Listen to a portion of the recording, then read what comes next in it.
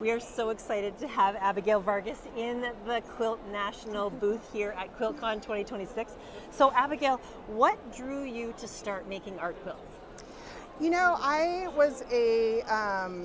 had a company that did children's clothing for about 10 years. So I did a lot of production sewing, and I also got to create my own designs. And when I stopped doing that, I realized that the part that I missed most about that was the creative part. So I started to get into quilting. So how has your practice evolved over time? So originally I started doing quilts that were for use, like on the couch or the bed. And actually the Modern Quilt Guild was one of my first exhibits that I did and got accepted into. And then from there, I realized I wanted to do a lot more complex type designs.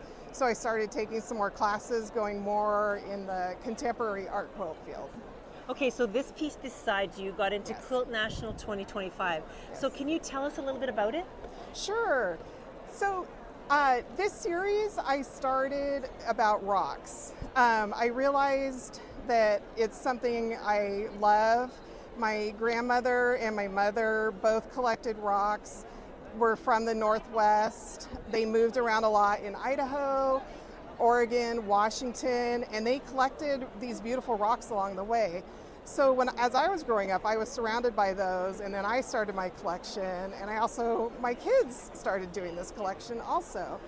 So I was taking a class, and we had to come up with our own composition, and I realized that what we were doing kind of looked like agates. So I was like, oh, I think I finally have a series that I can do for my quilts. So I started looking at the rocks, and this is actually a rock in my collection that's about 2 inches high that I turned was the inspiration for the pattern here. Oh, wow. Yeah. Okay, so tell us the name of this quilt, and also what challenges did you face while making it? Sure. So this is Bumblebee Jasper is the name of this quilt, and that is the rock that I used to make this quilt as the inspiration. And the challenge is that I used a new technique for myself, which was called turned edge machine stitch applique. And so there's really no piecing in here, traditional piecing. It's all done with applique. So I glued the pieces together and then stitched them with monofilament thread and then did the quilting. Yep. And this size was the first time I had done this size. So it was a huge learning curve, but I loved every minute of it. Okay, so if people are watching right now, we want to know your experience with Quilt National. So what does Quilt National mean to you? Oh, Quilt National was like this dream in the sky to get into it. I feel like it's one of the most prestigious shows to get juried into in the United States. And so to get there, I think really solidified for me that I was a textile artist, like an emerging textile artist nationally, not just within my local area. Yeah. Well, congratulations for having such a beautiful piece in the show.